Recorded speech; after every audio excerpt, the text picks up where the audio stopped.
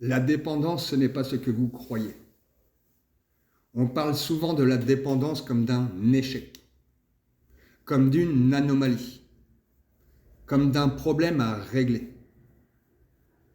Mais si je vous disais que la dépendance n'est pas une faute, mais un passage? Dans mon travail d'accompagnement et dans ma propre traversée, j'ai compris une chose essentielle.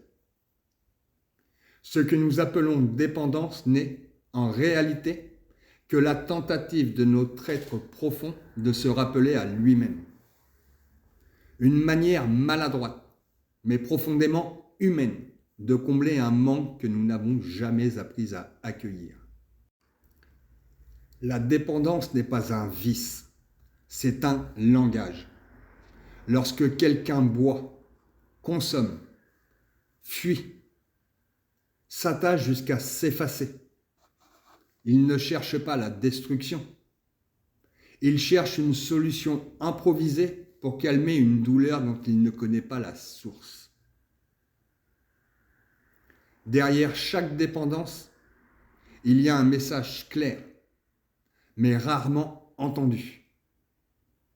Je n'arrive plus à faire face. Aide-moi à me souvenir de moi. Nos dépendances sont des stratégies de survie, pas des signatures d'échec. À l'origine des dépendances, 5 blessures puissantes. Dans les profondeurs du comportement humain, on retrouve les dynamiques que nous portons tous. Le rejet, l'abandon, l'humiliation, la trahison, l'injustice. Ces blessures sont des matrices émotionnelles qui structurent nos réactions. Elles deviennent des carburants invisibles qui alimentent nos excès. Par exemple, le rejet pousse à disparaître. Anesthésie, substance. L'abandon pousse à s'agripper. Dépendance affective, manque. L'humiliation pousse à se remplir. Excès, surconsommation. La trahison pousse à contrôler. Colère, rigidité, compulsion. L'injustice pousse à être parfait. Performance, auto-exigence. Chacune de ces blessures crée une dépendance spécifique. Non pas parce que nous sommes faibles, mais parce que nous essayons de survivre à quelque chose qui nous dépasse. La vie entière devient un miroir. Voici une approche que j'enseigne souvent. Rien dans nos dépendances n'est contre nous. Tout parle de nous. Chaque relation difficile, chaque tentation, chaque chute n'est pas une punition, c'est un révélateur.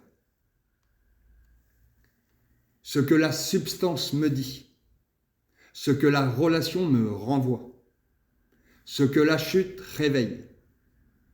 Tout cela n'est qu'un miroir montrant l'endroit précis où l'amour n'a jamais encore circulé.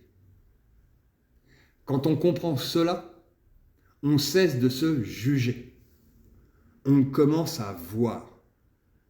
Et c'est là que la guérison commence. Le cœur de la transformation. Transmuter, pas lutter. Pendant longtemps, nous avons cru que la solution était dans la discipline. Se contrôler, résister, tenir bon. Mais la dépendance n'est pas un adversaire. C'est une énergie inversée. La fuite peut devenir présence. Le manque une confiance. La honte une dignité. La colère une puissance créatrice.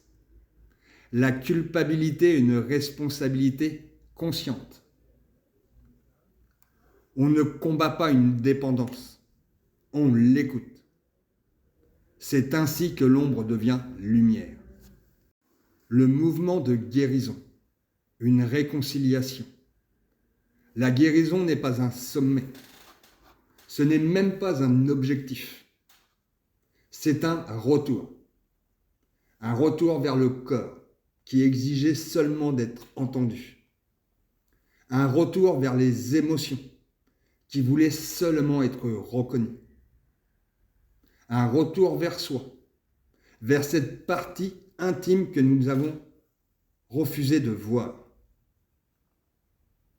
La réconciliation, c'est le moment où l'on cesse de dire « j'aurais dû être quelqu'un d'autre » et où l'on commence à dire « je choisis d'être moi, même ici, même maintenant ».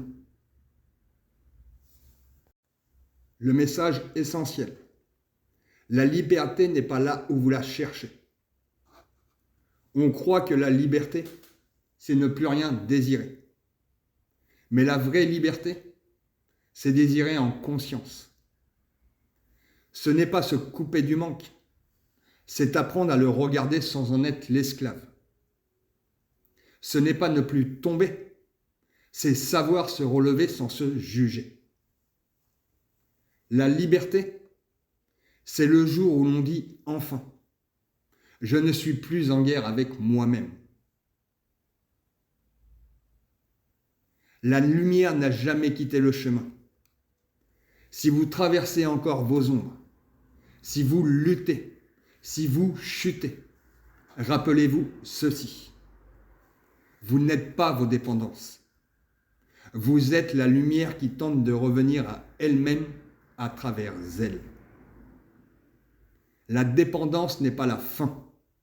Elle est souvent le début.